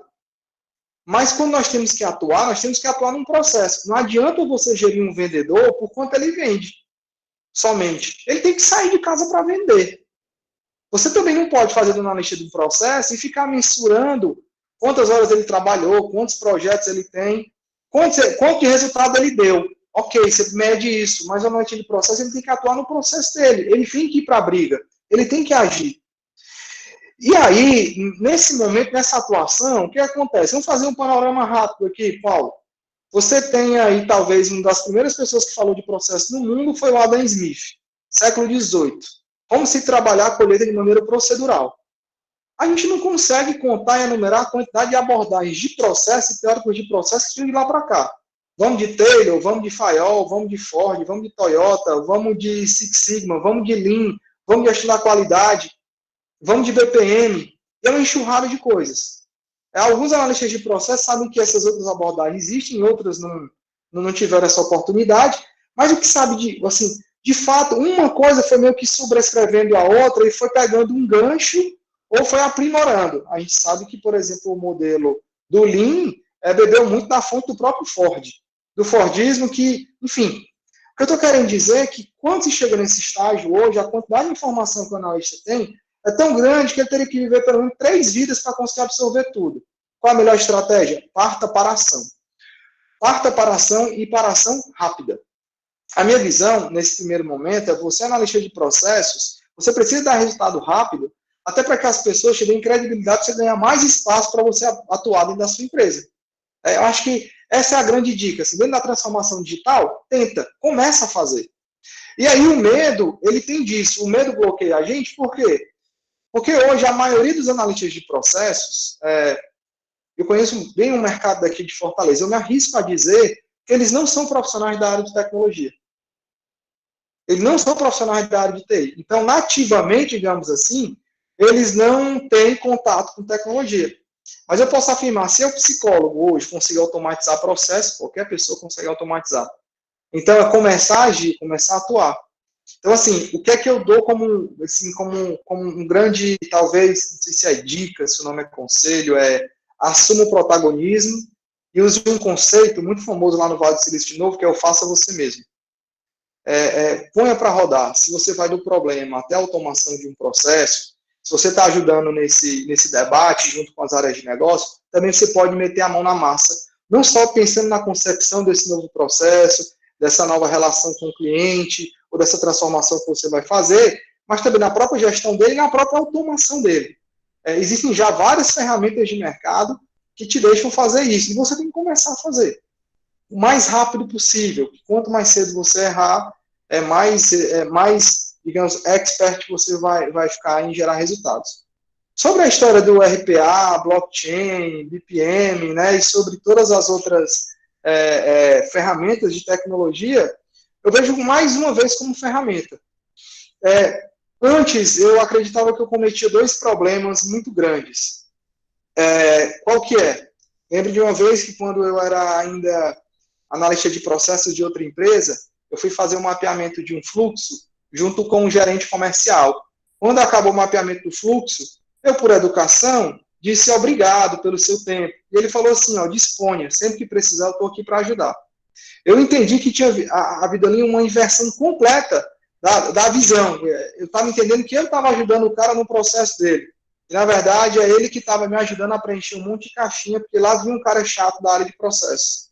Então, assim, volto a dizer, a visão sempre, às vezes, quando eu digo puramente em processo, ela é importante para você ter a visão ponta a ponta, para você entender de maneira holística os impactos que acontecem de uma área para outra, mas nós estamos nas empresas para resolver problemas. E esses problemas estão alocados no processo.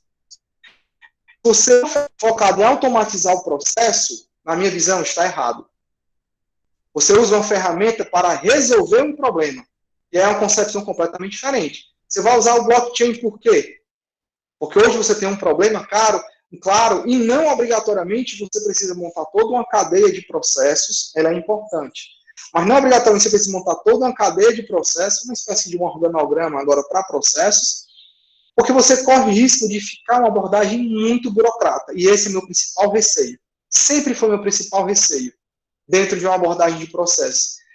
Você ter passos para seguir, fases para seguir, que elas são muito mais dogmáticas do que orientadoras. E aí você torna um analista de processo um cara que fica lá o dia inteiro desenhando caixinha, daqui a pouco vai propor novas caixinhas, e daqui a pouco vai dizer os indicadores que as pessoas têm que gerir. E no momento da mão na massa, de botar a ação e falar, o tempo de espera antes era 20 horas, agora são 10, ou agora está 18, e alguém vai reclamar, só baixou 2 horas, meu filho, mas está melhor do que ontem, foi o que eu consegui. Você quer tentar fazer melhor? Então, correr muito mais para ação nesse sentido. Então, você que já tem uma abordagem de processos, eu acho que rapidamente você consegue captar essa ideia e aí partir logo para ação. Porque quanto mais especialista você fica em ferramenta A, B ou C, menos especialista você fica em ver problema. E eu acho que essa é a grande discussão do mundo. Nós estamos aqui para resolver problema, meu povo. Porque daqui a pouco, olha só, eu não sei se o Miceli sofre disso, junto com a alta gestão da empresa onde ele atua. Mas a alta gestão, ela tem uma série de abordagens de gestão que concorrem muitas vezes pela atenção dele. Ele diz, eu tenho que patrocinar a gestão de projetos, eu tenho que patrocinar a gestão de processo, eu tenho que patrocinar a gestão de inovação, a gestão por resultado, o compliance, o risco, socioambiental. Bicho, elas começam a se concorrer entre si, ninguém sabe mais o que é, e esqueceu do problema. Eu foquei, foi na abordagem. Então, assim, volto a sempre dizer, o analista de processo assume o protagonismo, faça você mesmo, foque no problema e atue de maneira rápida. Para as ferramentas de tecnologia mais uma vez, o problema na frente. Só fazer um comentário rápido aqui, Paulo, só para não perder aqui a oportunidade. Primeiro, eu quero dizer que eu tenho uma plaquinha, né, onde eu sento lá, gestor de pepinos. Está bem ali, porque é o que a gente faz aí o tempo todo, né? Gerenciar pepinos, né? Mas, brincadeiras à parte, eu concordo plenamente com o que você falou, eu só queria colocar dois ingredientes sobre o que você falou. O primeiro deles é o seguinte, independentemente se a entrega é ágil ou não, ou se a abordagem é ágil ou não, as empresas e os profissionais de processo precisam ter um método muito claramente definido. Ou ele trabalha com método mental, ou ele ajuda a organização a definir o seu método. Tá? O fato de você entregar de forma ágil, né, e ter uma abordagem ágil, né, não significa que você tenha que abdicar de métodos. Isso é um primeiro ponto. Porque senão aí vira aquela coisa que descamba e depois ninguém sabe onde é que foi parar. Né? Depois ninguém se encontra mais, vira uma loucura. E o segundo ponto é a estruturação como projetos, pessoal. A gente não pode... A gente fala muito hoje também dessas abordagens ágeis, mas a gente não pode esquecer que, sendo abordagem ágil ou não ágil, o que está por trás é uma bela de uma estruturação de um projeto de processo. E isso a gente precisa saber explorar. O profissional de processo, ele precisa saber explorar isso. A título de exemplo, que os profissionais que estão aqui participando dessa live têm curiosidade, eu acho que é nosso papel também de exemplificar. Nós aqui no Apvida, com raras exceções, a gente só aceita gerenciar projetos, sejam de processos ou não processos, não importa. A gente só aceita gerenciar se a área demandante ela preencher um documento chamado termo de viabilidade do projeto, né? Onde tem que ficar muito claro o objetivo que tem que ser alcançado, se vai trazer retorno ou não, tudo aquilo que é importante para que a comissão de processos e projetos que nós temos aqui também, com a participação da alta gestão, aprove esse projeto. Então, percebam o que eu estou dizendo. A gente aqui soube se estruturar, né? A gente pensou de forma estratégica como alcançar aquilo que a gente entende que precisa ser alcançado, de como a gente colocar práticas, né, para que gerem o chamado retorno, né, e para que gerem valor também para clientes e demais partes. Enfim, então a gente não abre mão, tanto que o nosso escritório aqui é um escritório de processos e projetos.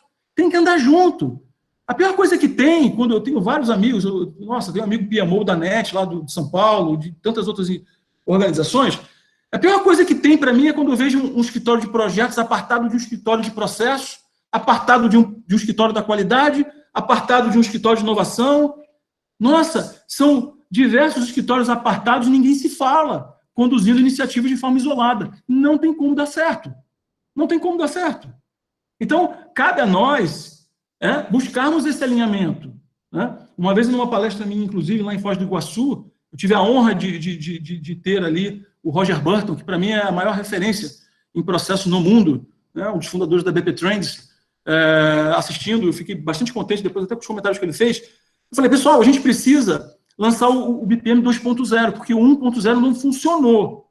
E aí eu fico pensando, poxa, tem gente explorando aí, chamando BPM 4.0, fazendo alusão à indústria 4.0, mas espera aí, vamos parar de explorar essas questões da moda e vamos entender os momentos, de fato, aqui no Brasil e no mundo. O BPM 1.0 não funcionou. Por quê? Porque o tal do M, de novo, aquela letrinha ao final do acrônimo, o M, ele ficou negligenciado, como é até hoje. Então, como é que você quer alcançar resultados, né? Sustentar o alcance de resultados sem gestão?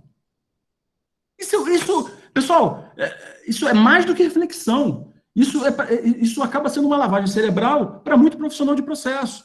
Então, eu me atrevo a dizer que a gente muitas das vezes culpa organizações, culpa a cultura, culpa a cabeça, o mindset dos gestores, mas a gente não olha para si. A gente não olha sobre as nossas competências.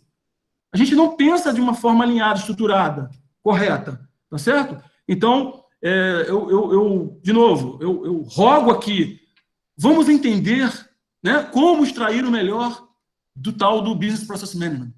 Né? Daí sim, uma vez entendido, a gente leva aí as proposições para a empresa, a gente leva aquilo que a gente acredita, né, e faz jus ao apelido de ativista dentro da organização. Tá?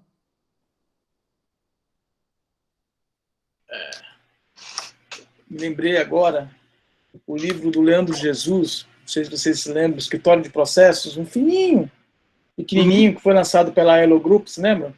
Lembro. Lá no início uma coisa que me chamou a atenção era o posicionamento do escritório de processos. Não sei se vocês se lembram disso. Ele tinha que estar do lado da alta gestão, preferencialmente entre o conselho e o CEO. Preferencialmente. Você lembra? Nunca, mas aí ele dava possibilidades de ele ficar na vertical. Eu acho que queimou, o que estragou o M foi essa possibilidade de ele entrar dentro da estrutura hierárquica. Que aí ele perdeu o contexto holístico da governança. Porque e aí, a função do escritório de processos era fazer a governança. Concorda ou não? Sim, e aí, na prática, ele ficou abaixo da TI. Ficou abaixo da qualidade. Do controller. Do controle, compliance. Ele ficou debaixo das estruturas hierárquicas. E aí é impossível pensar em governança. Eu chamo governança orientada a processos, tá? Eu gosto de chamar dessa forma. Como tem orientada, teve uma tentativa de também fazer governança orientada a projetos. Se lembra nos primeiros PMBOK, que batia nessa tecla de governança orientada. Dá para você fazer uma governança orientada totalmente a projetos, transformar tudo em projetos, né? Haja gira, né? Mas o que eu estou para entrar na próxima pergunta, Michele, que é destinada a você, vivemos um mundo onde a incerteza é a predominância, né? A única garantia que nós temos é que nada é certo mais, né? E nessa cultura de controle, o certo é a base da boa governança. É certo? Porque o que é certo para nós? É certo para nós que os indicadores estejam alinhados com os objetivos estratégicos.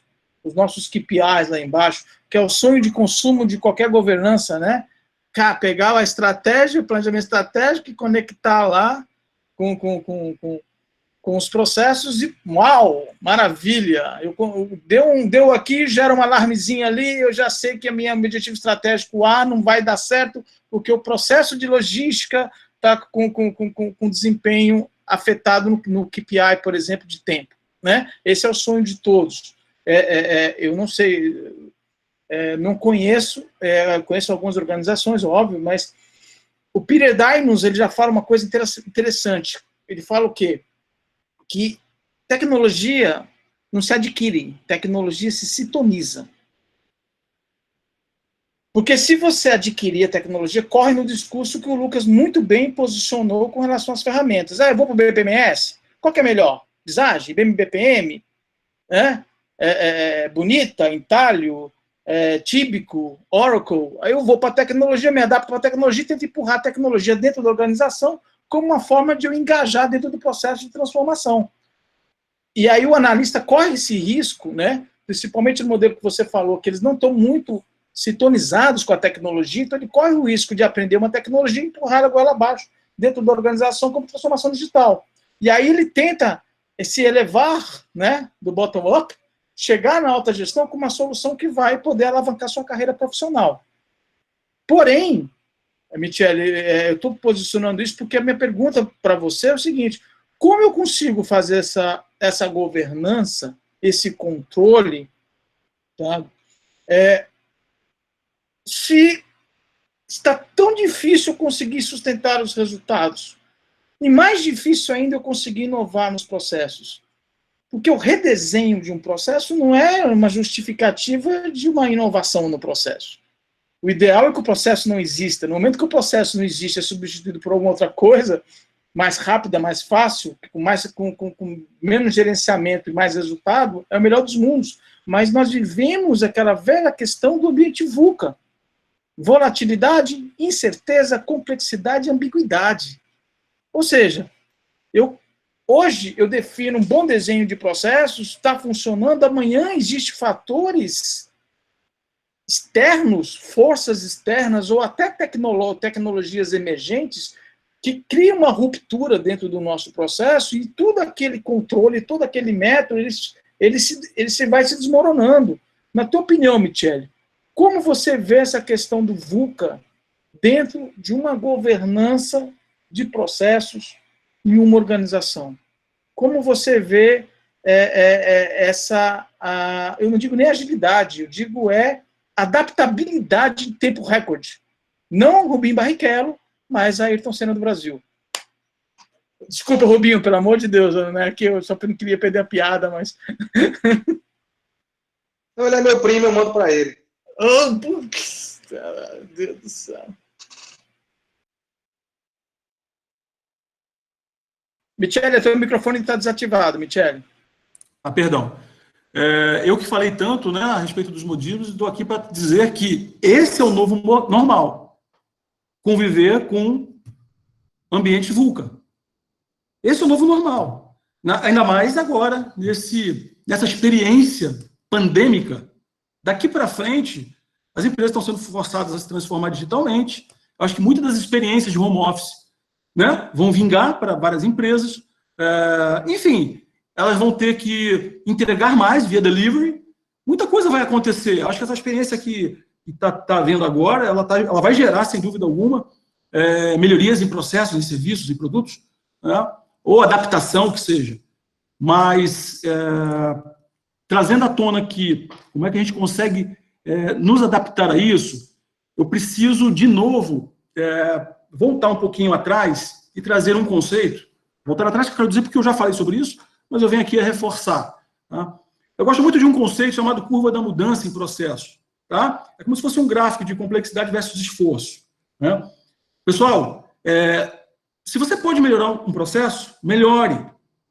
Se você tem a possibilidade de redesenhar esse processo, né, buscando aí, talvez, melhorar o tempo de entrega, melhorar a qualidade daquilo que está sendo entregue, né, você redesenhando esse processo, o faça. Se você tem a possibilidade de transformar esse processo, ou seja, de trazer um conceito que, para alguns, talvez seja novidade, mas quem conviveu, quem pegou esse movimento lá de trás, sabe o que eu estou dizendo, que é a chamada reengenharia de processo.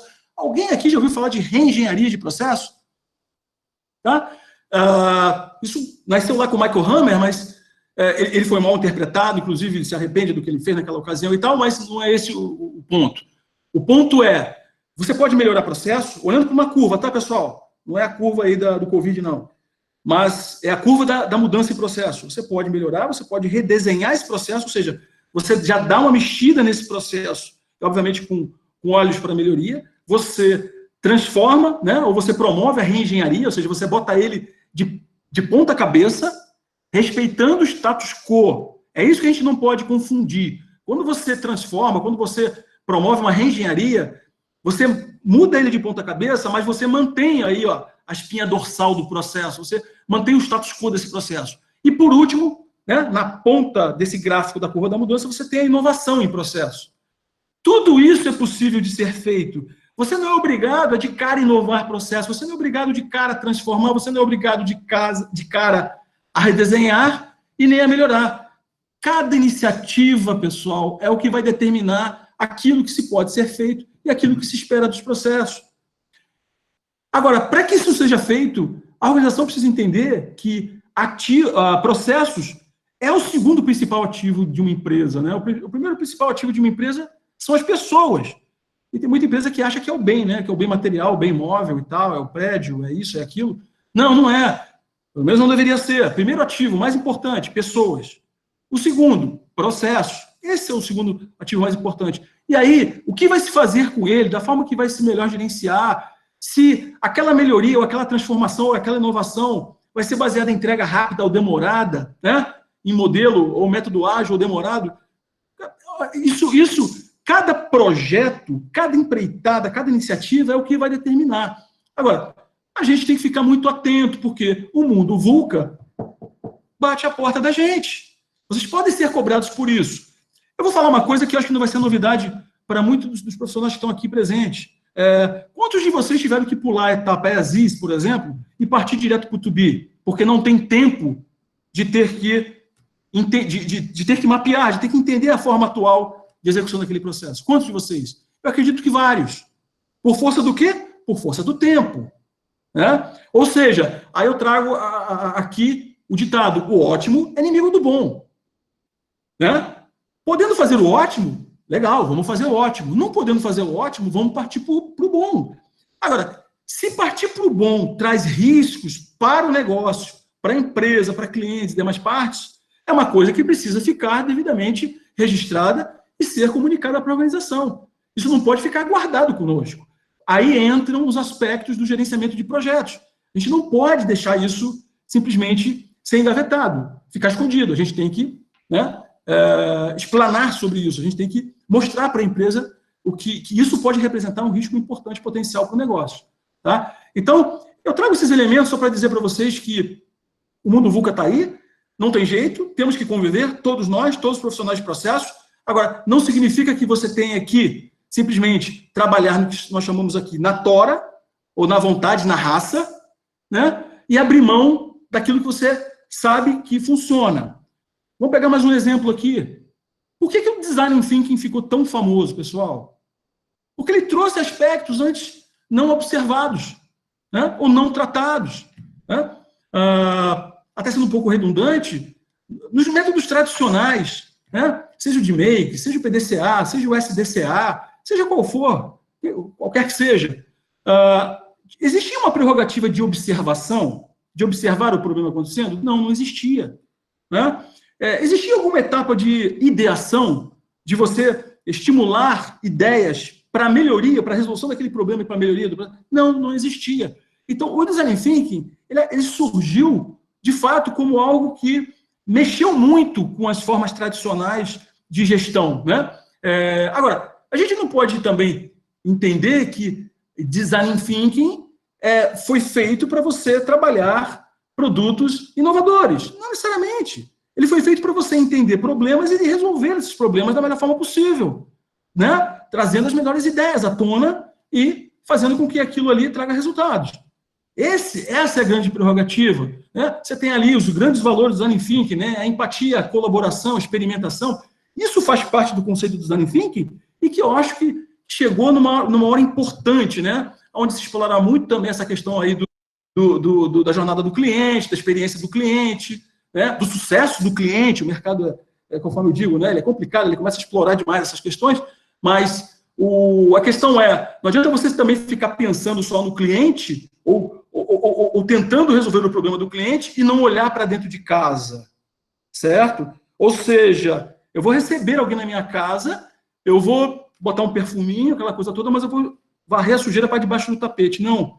Processos, eles entregam valor para dentro de casa, processos entregam valor para clientes, processos entregam valor para fornecedores, para acionistas, para todas as partes interessadas. Processos não entregam valor somente para clientes. É claro que lá, né, numa visão end-to-end, ponta a ponta, fim a fim, o que importa é aquilo que você entrega para o cliente, porque ele é quem, na verdade, que sustenta o teu negócio. Mas a gente não pode, né, deixar de observar e de tratar e de gerenciar os processos que são base de tudo aquilo que lá na camada de negócio vai entregar valor para o cliente. Esse é o ponto. A gente não pode dizer assim, os chamados macroprocessos de suporte têm menos importância do que os macroprocessos de negócio, só porque os macroprocessos de negócio entregam valor para o cliente? Não tem menos valor. Eles têm tanto valor quanto. Eles só se colocam numa posição diferenciada. Né? Diferenciada, que eu quero dizer, de apoio aos processos de negócio. Mas a gente não pode ficar se enganando de que o que importa é aquilo que chega para o cliente. Mas se você não tratar a tua base, a base da pirâmide, esse processo nunca vai agregar valor para o cliente. Então, pessoal, eu estou falando tudo isso só para dizer que a gente, de fato, precisa observar tudo que está acontecendo, né, no mundo dos negócios, muito, muito forçadamente por conta da pandemia, mas, de novo, eu acho que também é um momento de revisão dos mindsets aí, dos gestores, dos profissionais de processo também, tá? Porque esses profissionais, eles precisam, de fato, entender a disciplina chamada BPM e saber exatamente como integrar BPM com as demais disciplinas de gestão, tá? Como você integra, como é que você combina, né, atuação com GRC, com governança, risco e compliance. De novo, vem LGPD batendo na porta. Como é que vai ser isso? Quem é que vai mapear risco? Quem é que vai gerenciar risco? Quem é que vai auditar processos? Isso tudo tem que ficar muito claro. Então, de novo, eu trago aqui não vou chamar de proposta, mas meu manifesto, dizendo que a gente precisa, de fato, iniciar um movimento de BPM 2.0, observando essas questões todas de integração com outras disciplinas de gestão, observando aí esse mundo VUCA e observando, pessoal, as práticas de gestão, governança de processos, enfim, que levem a resultados efetivos e sustentados, tá? Porque, caso contrário, de novo, é você pegar um filho, dar um banho, botar uma roupa bonita e botar de novo na rua, porque você não quer criar esse filho, tá? Então, essa é a minha leitura, espero que eu tenha respondido. Sim, claro. Gente, nós estamos com 1h32, chegamos ao top aqui de 44 pessoas assistindo, agora nós estamos exatamente com 37 pessoas, tá, nesse exato momento. Estamos bem no final, já encaminhando para o final, no nosso limite de 1h30, então eu vou cortar os comentários e vou direto para a pergunta que eu quero fazer para o Lucas, e depois eu vou para as considerações finais, tá ok?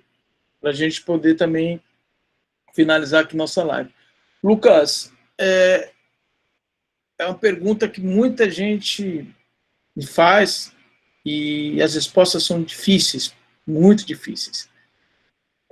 Você é um cara, conheço muito tempo, né, Lucas? A gente, desde o começo lá da BPMP aqui no Ceará, e nós chegamos aí, eu me lembro da automação dos processos, e eu até brinquei um dia com o pessoal da BPMP que o ESIS acabou porque tem um modelo de implementação. Quando criaram o modelo de implementação, ninguém quer mais saber de fazer ESIS, né? Porque, e aí, o modelo de implementação matou até a análise do processo, né?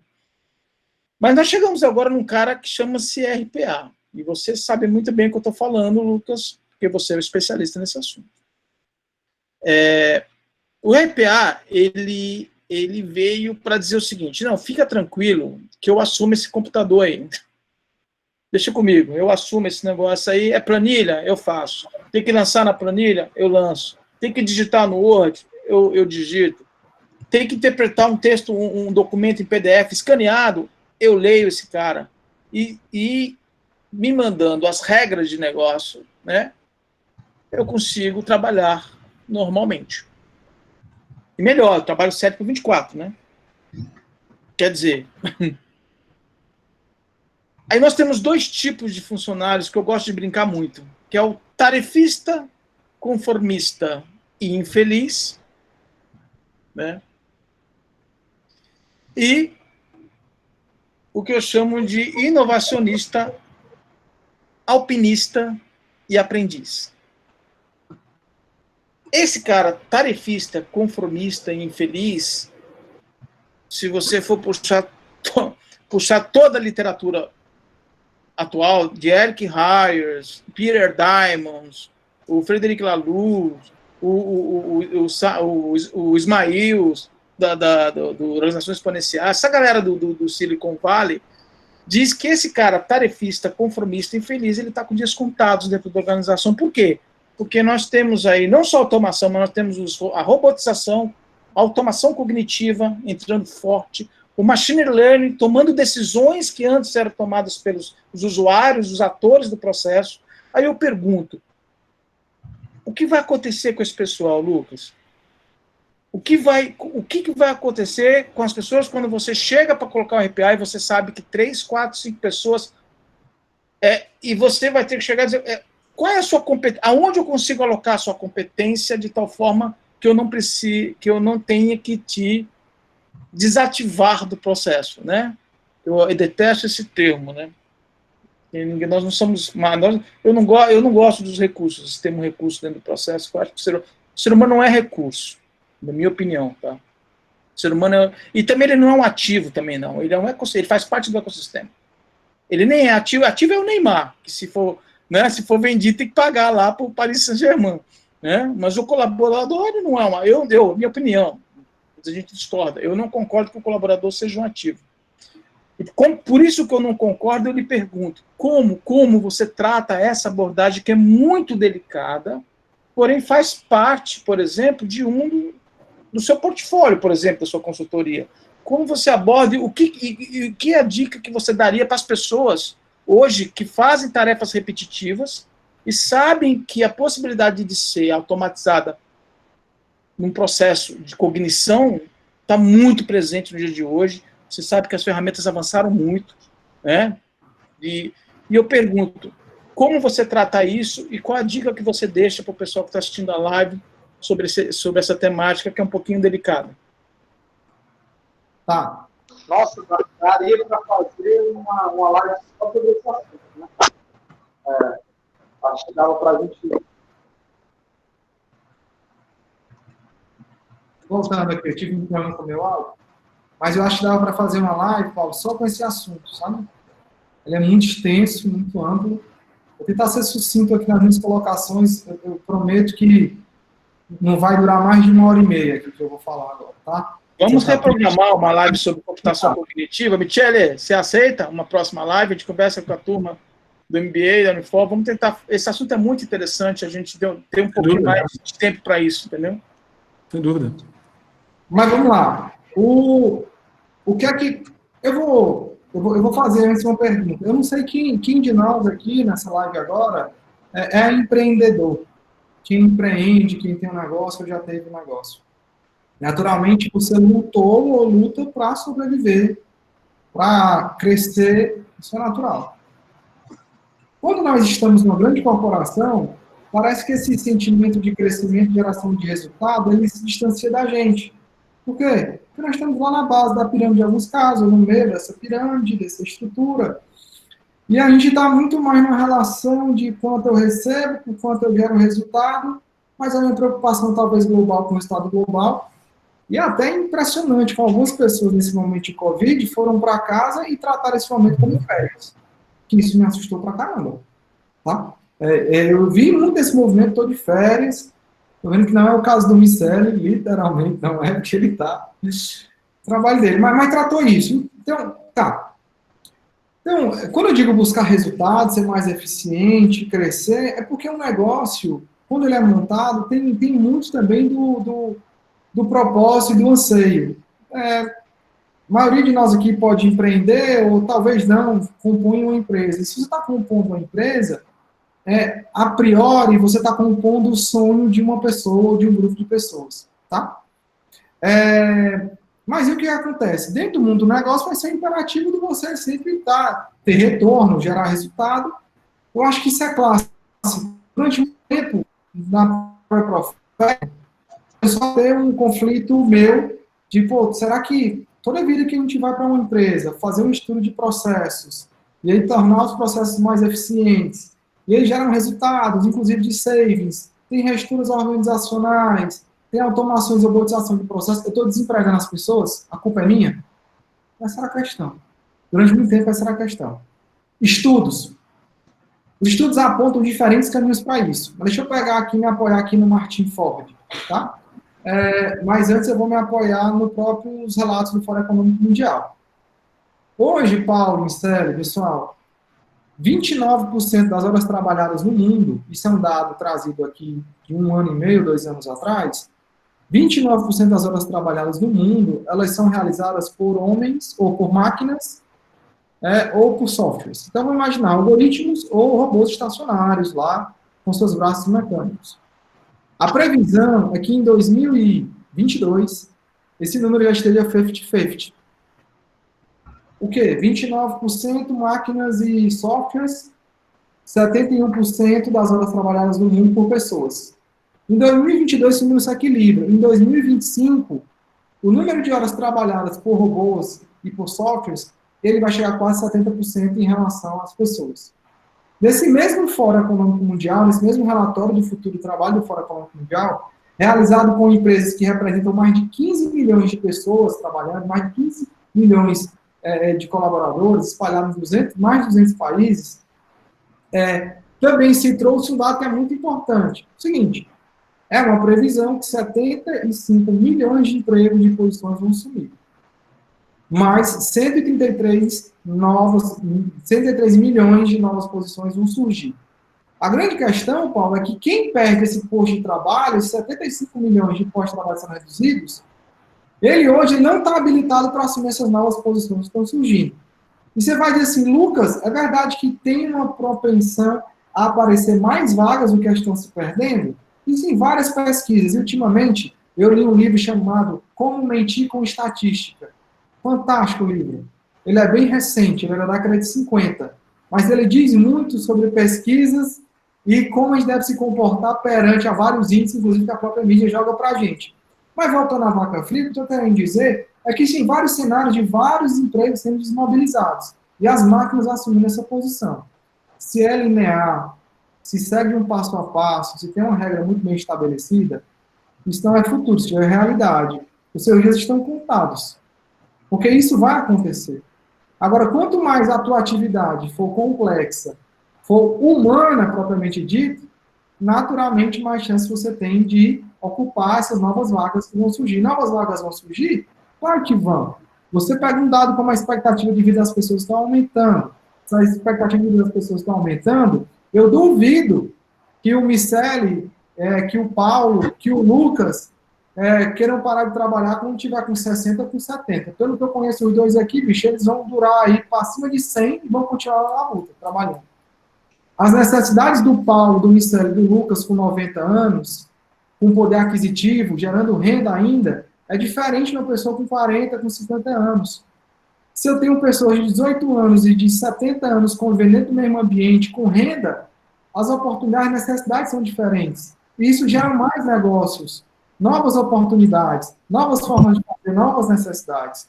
Então, assim, a luta por o aprendizado constante, ela é fundamental. O que se diz lá no panorama, lá na frente do Skynet, é o seguinte, ó, vai ter um momento, sim, qual então seria a grande solução? Educação.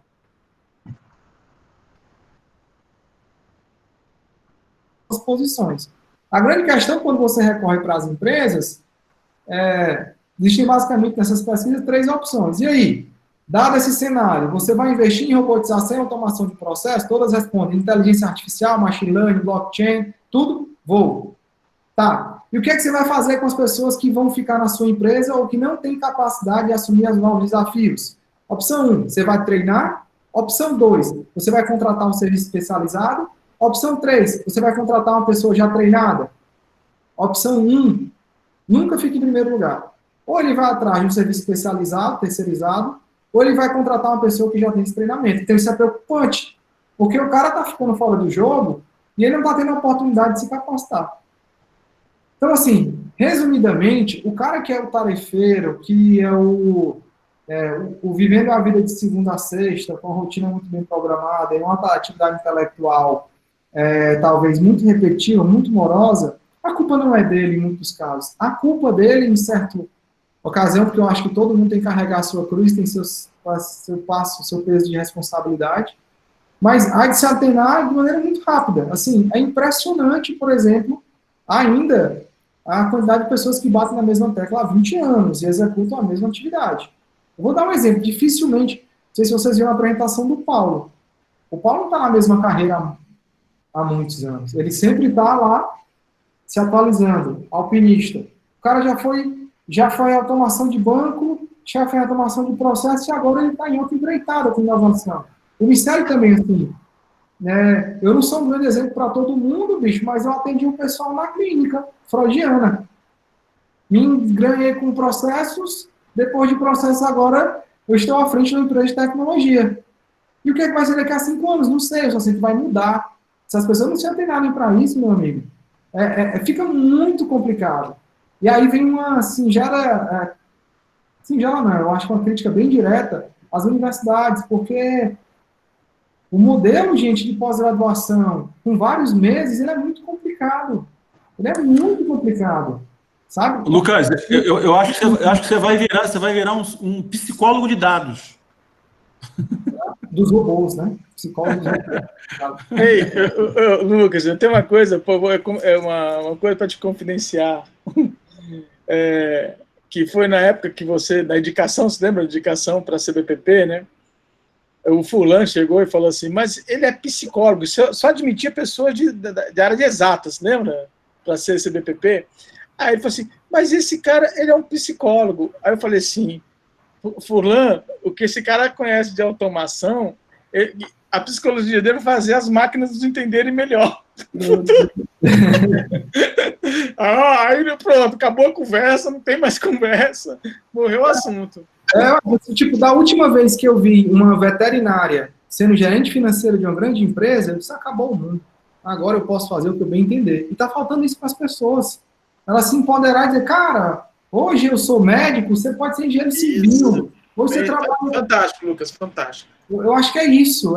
Eu acho que esse é o grande peso que as pessoas carregam. É pensar que elas estão limitadas a fazer a mesma coisa o resto da vida. Eu acho que esse é muito cruel consigo mesmo, sabe? Gente, finalizando aqui, espero ter feito uma intermediação, né? Uma mediação aí ao nível dos dois atores desse processo televisivo, né? E eu gostaria que ambos fizessem as suas considerações finais para a gente finalizar a nossa, porque nós estamos realmente no limite do limite do limite. Peço desculpa a todos que nós não podemos colocar todos os questionamentos aqui, mas acho que vai estar gravado isso, né, Lucas? Michele, Lucas, depois vocês podem responder melhor as pessoas, tá? Eu agradeceria muito. E fica aí as considerações finais para vocês dois, e agradecendo a participação de todos.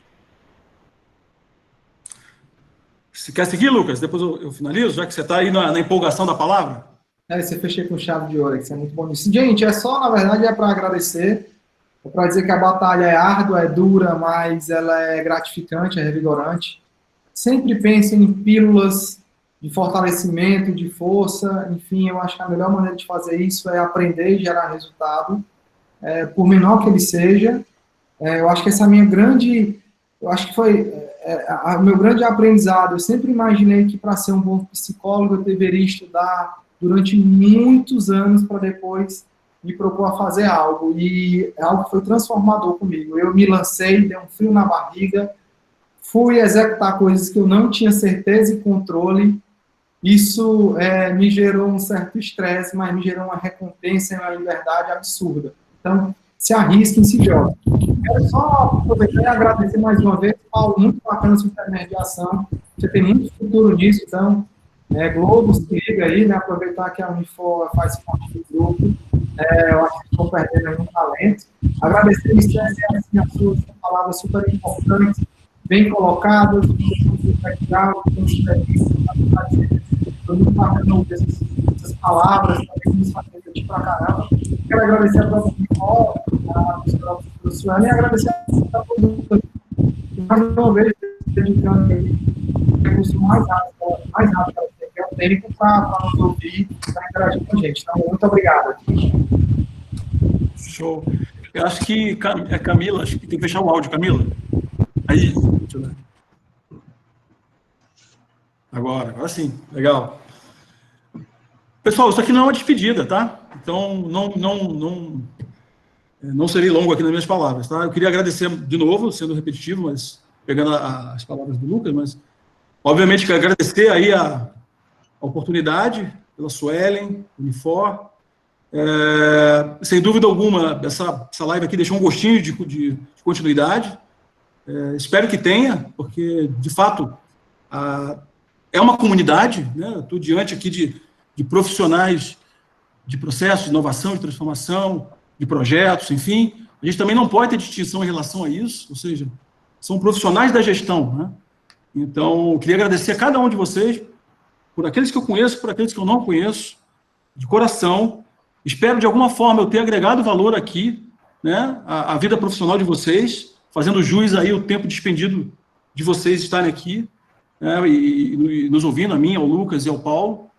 Tá? Então, é isso. Só queria agradecer do fundo do coração e é isso aí. Deixar aqui o gostinho de que estou à disposição para a gente ter uma próxima, uma continuação. Tá bom?